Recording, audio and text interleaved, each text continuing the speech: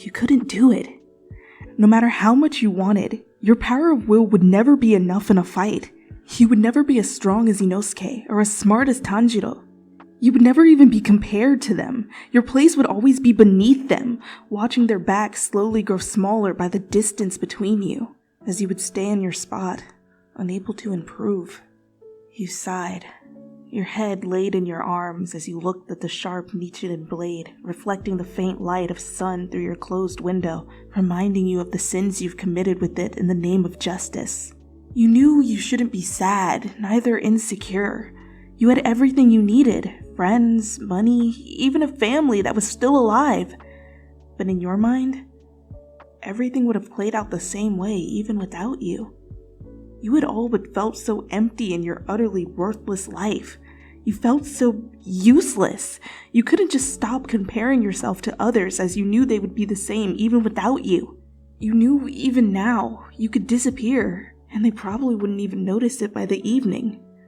That's how unimportant you were to the boys you had traveled and survived with for the past few months. You couldn't help it. You were utterly disgusted and scared of demons, and nothing is scarier than something that is so humane, something so close to a human that even humans couldn't tell the difference. However, something that could end your life in the blink of an eye. You couldn't bring yourself to kill a creature with the face of your own. You couldn't do it. For your whole life, you've been running away from your responsibilities, away from yourself. And when you finally thought you had gotten over it, you hadn't. It was always there. An ugly seed of self-doubt bloomed into a disgusting flower, taking over your mind with its long, claw-like roots. You had no escape, no matter how much you were running. How could you have an escape from yourself? You suddenly felt tears of frustration and self-hate flow down your cheeks.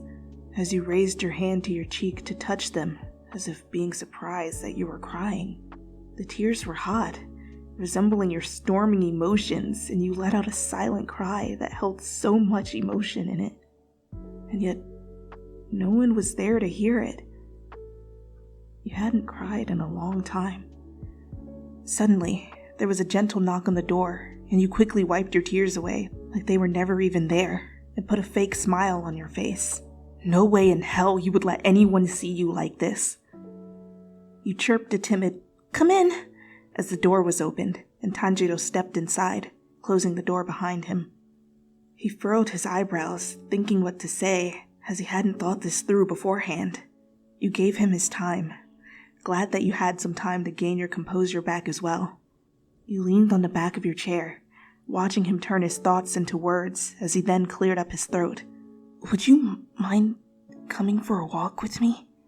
Sensu and Inosuke were busy, so I thought of asking you," he requested, and your heart sunk.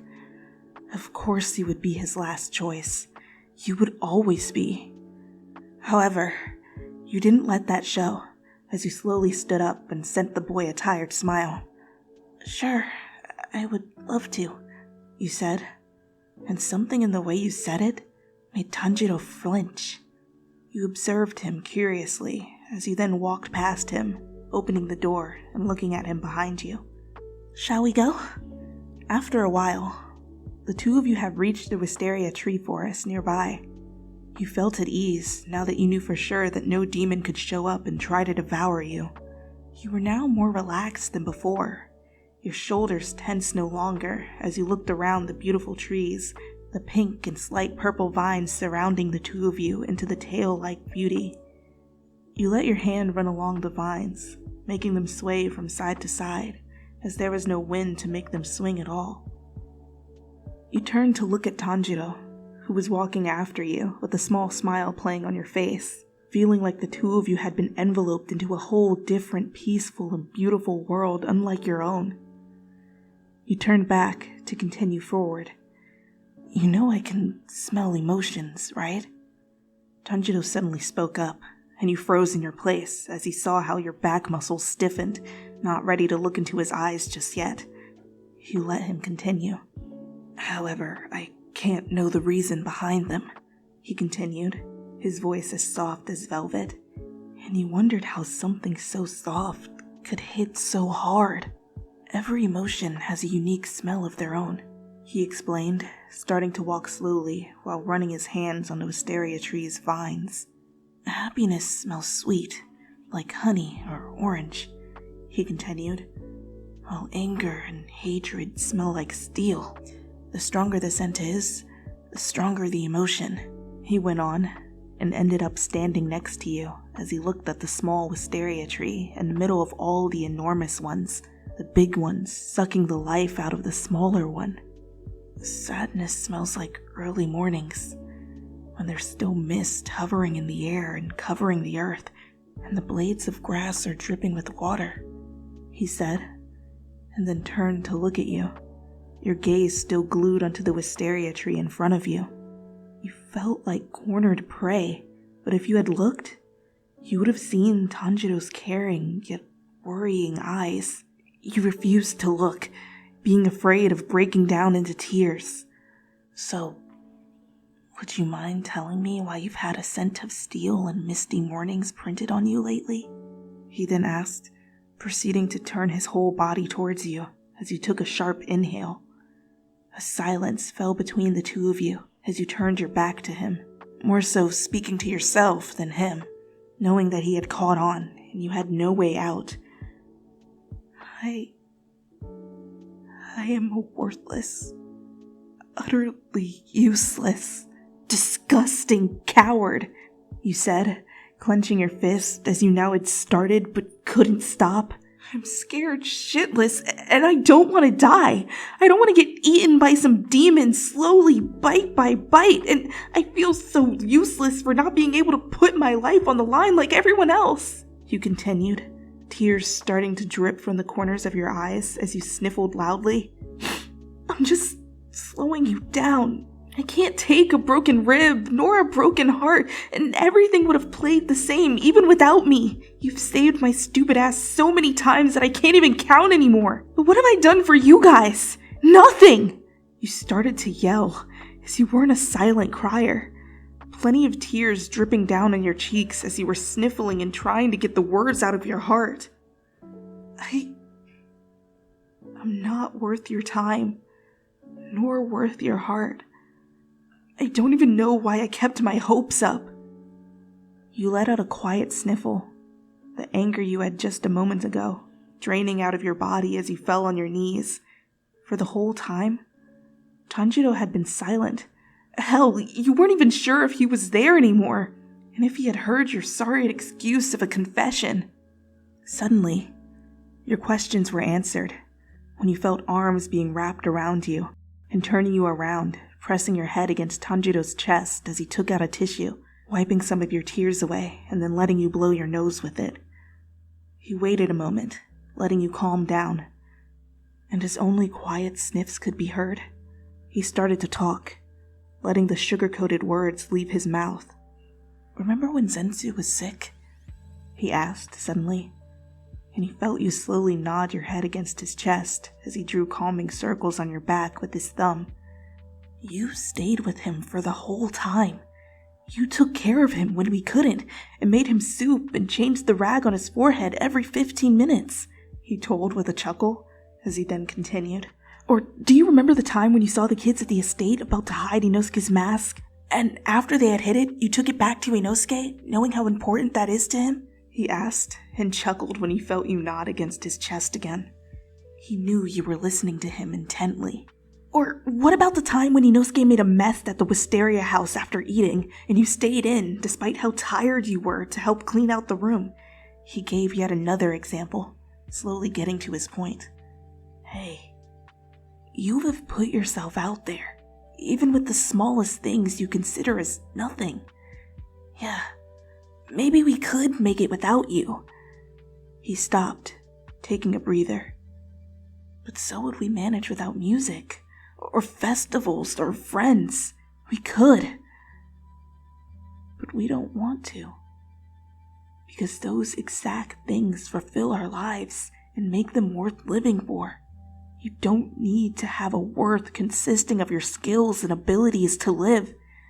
It's okay to just live in the moment.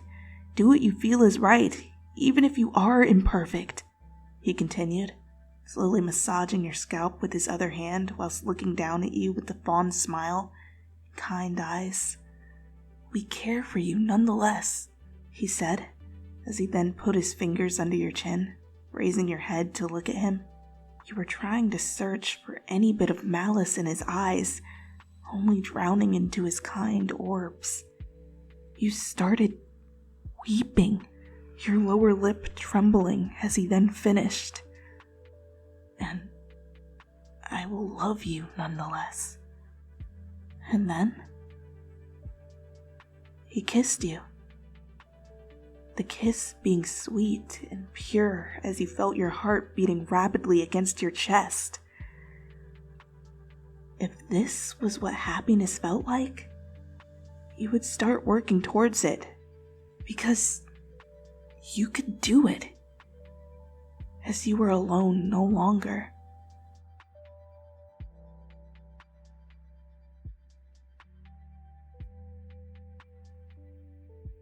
Hi, this is Freckles speaking seriously now, guys. Cool? Hey, if you feel like you're alone in this world, I just wanted to let you know that you're not. There's people that care about you and love you and value you. I care about you guys, each and every last one of you. I want you guys to feel safe and acknowledge your worth and understand that you're worth so much more than you can ever imagine. So, if you ever find yourself in a dark space or feeling stressed or feeling down, just know that there's people out there that care about you. We're here for you. Okay, serious Freckle over. It's time for the bloopers. Cool. No matter how much you wanted, your power of will would never be what? Your power of will would never... Off to a great start. If you're new, welcome to the party. Or as smart as Tanjiro, it's the main character. As you looked at the sharp, knighthood and brilliant... Can't say words.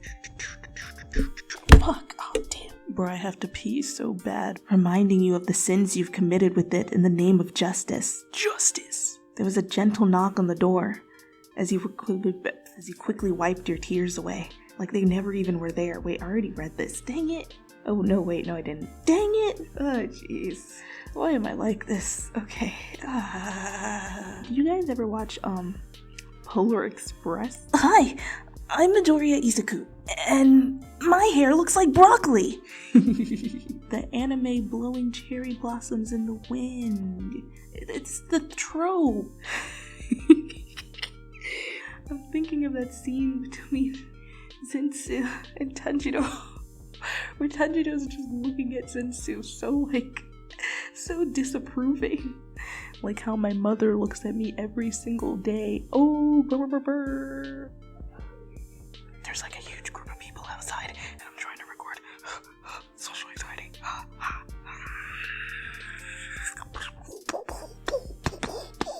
That's the sound of meat crashing and burning. He went on. Oof, what was that voice crack? Pressing your head against Tanjiro's chest as he took out a tissue. This man got a tissue on him? What the hell?